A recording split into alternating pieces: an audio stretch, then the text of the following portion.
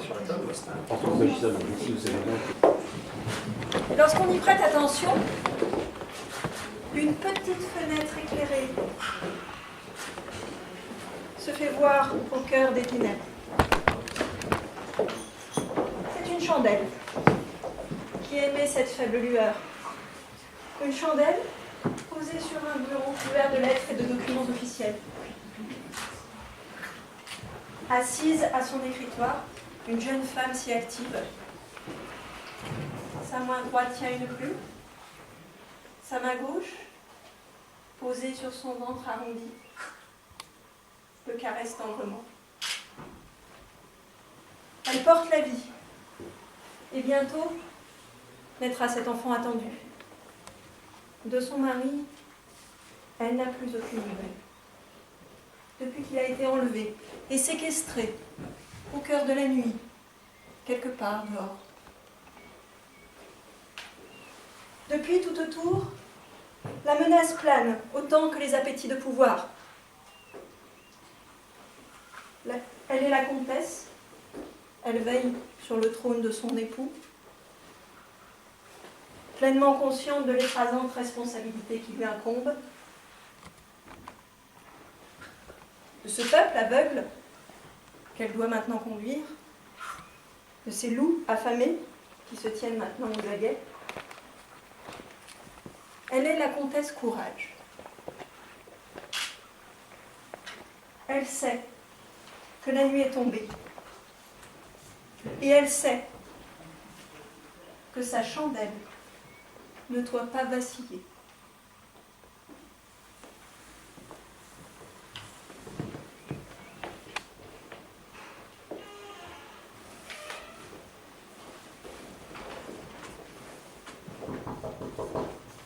Oui?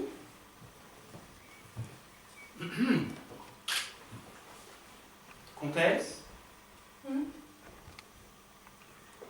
Eh bien... Je vous écoute, Léon.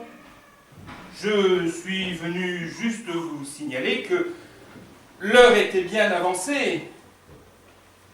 Oui, j'ai encore cette lettre à terminer. Il y a une heure, votre médecin vous le disait encore. Au vu de votre état, il est impératif que vous vous ménagiez. Certes. Ce courrier ne peut-il pas attendre? Malheureusement, non. Soit votre respect, qu'y a-t-il de plus important que la vie de votre enfant? Il s'agit d'une famille dont le plus jeune enfant est gravement malade et qui ne trouve aucune porte pour le faire soigner. Voulez-vous que je le recommande à un des dispensaires existants? Si vous connaissez un seul dispensaire prêt à accueillir un enfant dont le seul tort est d'avoir des parents dont les idées fâchent certains esprits un peu trop étriqués, je m'engage à poser ma plume au profit de ma chambre et... Il s'agit d'Altabaïste, c'est bien cela? Voyons, Léandre, n'usez pas d'un tel mot en ce palais. Altabaïste, mais vous risquez qu'Aïel vous châtisséant un peu plus et ce bon Milgarde va débarquer ici, glaive à la main et nous trancher la tête à tous deux. Et vous n'êtes pas sans savoir qu'avec lui, il en faut si peu. Vous connaissez ma position quant à cette haine et ses comportements. Et vous connaissez tout autant à connaître la mienne. Ce genre de situation a le don de me révolter. Oui, mais... Il n'y a pas de mais, Léandre. Un enfant reste un enfant. Que ses parents soient altabaïstes, traditionalistes, mildariens ou que sais-je encore. Votre belle-mère, la défunte comtesse Figure, n'a bien pris soin de tout mettre sous clé. Les esprits comme les bonnes volontés. Si nous voulons que les choses changent, comme le veut son Altesse l'Empereur, il nous faut expliquer, convaincre. Et cela prend du temps, beaucoup de temps. Sauf que cet enfant n'en dispose que de très peu. Quelques jours tout au plus. Vous attendiez quelqu'un? Non, ce doit être la femme de chambre qui s'inquiète que je ne sois pas encore montée. Pouvez-vous lui dire que je ne vais pas tarder? J'y vais de ce pas. Vous, ici, à cette heure? Je peux vous retourner la question, chambellan? Qu'insinuez-vous? Rien, absolument rien. Je ne fais que constater votre présence à cette heure tardive dans les appartements de la comtesse. Je vous... Regarde! Quelle belle surprise! Que vaut l'honneur de votre visite? Comtesse, j'ai à vous parler. Je me tiens tout entière à votre disposition. Cela seul, si possible. Léandre, voulez-vous bien nous laisser, s'il vous plaît? Vous êtes certaine? Tout à fait.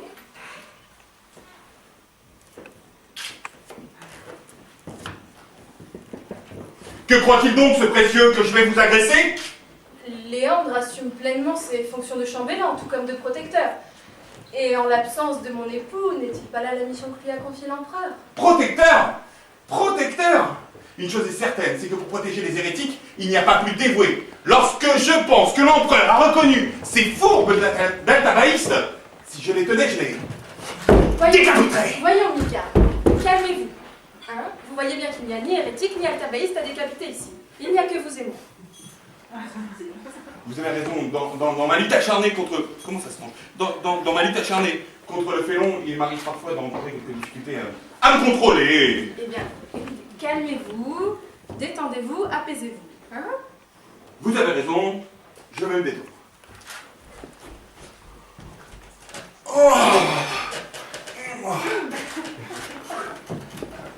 Vous avez peut-être quelques travaux? Non, non, pas du tout. Quelques documents que Léandre souhaitait me faire signer, mais il est tard et tout cela me pèse.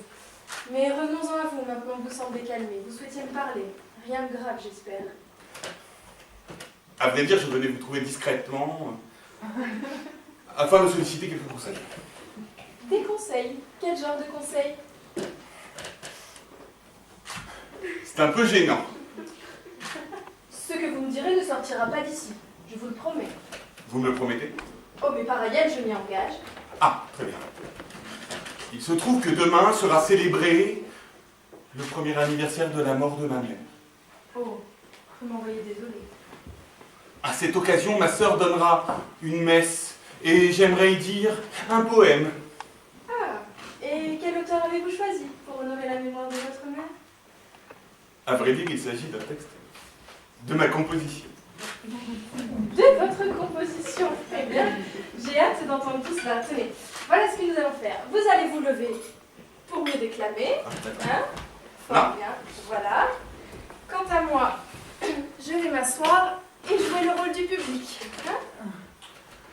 Je dois tout d'abord vous avouer que c'est la première fois que je me lance en poésie. Vous promettez de ne pas vous moquer? Au contraire, il garde bien au contraire. Et vous me voyez très honorée de la confiance que vous m'accordez. Je commence? Allez-y, je suis toute oui. Vous n'hésitez pas à me corriger. Comptez sur moi.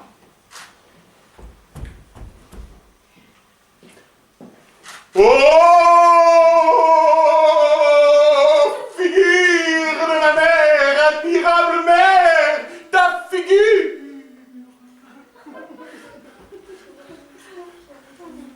Vous qui avez donné naissance à ce premier fils très très cher, ta figure. Pardonnez-moi, Mika. Je pense que l'on peut d'ores et déjà passer quelques mots à trépas. Déjà?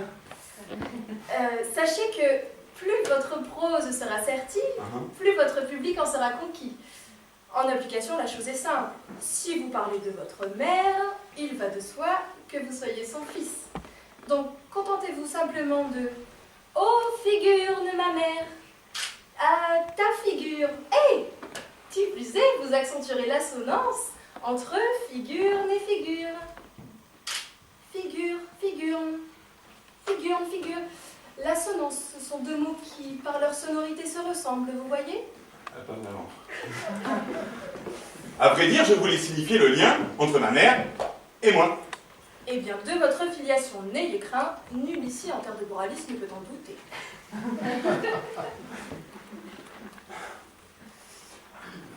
Mais toujours est-il que je ne comprends pas ce que vous entendez par proserti. Ah, il s'agit d'une métaphore. Oulala, métaphore. Oulala, assommance. En voilà des mots savants pour l'homme de glaive que je suis. Mais si vous l'avancez, c'est que les grands poètes des salons d'Oréos ont dû vous l'enseigner. Je reprends? Allez-y. Oh, figure d'admirable mère, ta figure était solide, droite, plate et rigide. Au niveau des gestes et de la voix, ça convient? Continuez, oui, fort bien. Oh, figure, admirable mère, ta figure était solide, droite, plate et rigide. Tu étais ce rocher auquel, petite moule, j'aurais aimé ma vie entière rester accroché. Vous souriez, madame. Vous vous moquez. Non, pas du tout. C'est que les vers sont, comment dire, très... marins. Marin? Marins. Marin. Mais avec tous ces mots savants, vous allez finir par me flatter. Mais écoutez plutôt la fin et tenez-vous bien. Oh, toi, qui me serrais telle une coque dans un casse-noix, je veux que tu entendes ou que tu sois le manque que j'ai de toi. Qu'en dites-vous? Eh bien, j'en dis que l'hommage est court, mais sincère. Sincère. Oui, sincère, très marin.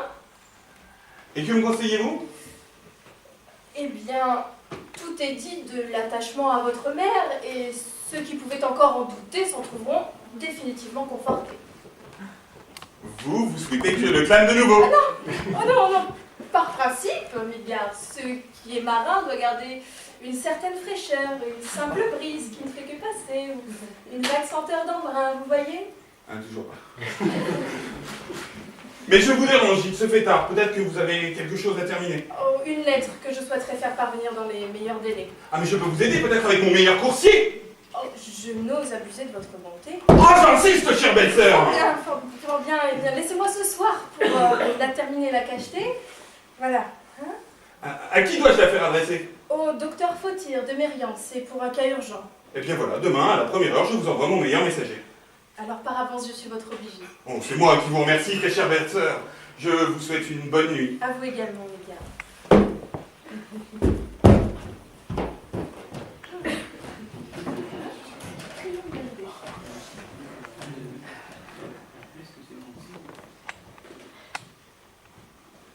Tout s'est bien passé. Pour le mieux.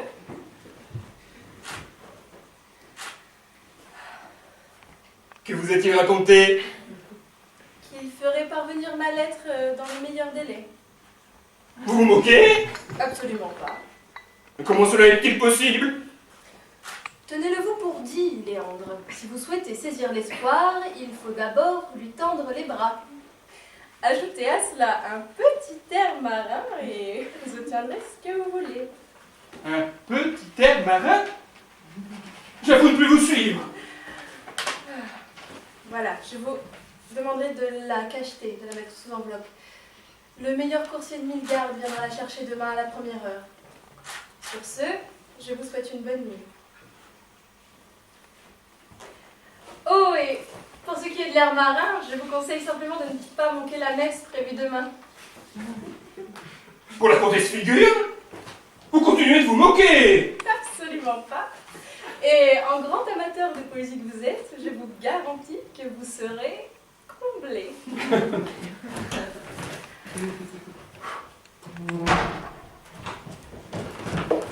Oh, bravo, bravo.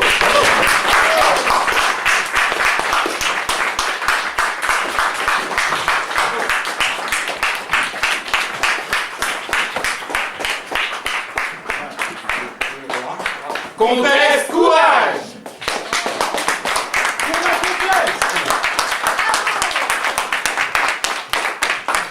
Merci à vous. C'était tout simplement criante vérité en ce qui concerne ce cher Midgard. Et Candice, je suis honorée que vous ayez interprété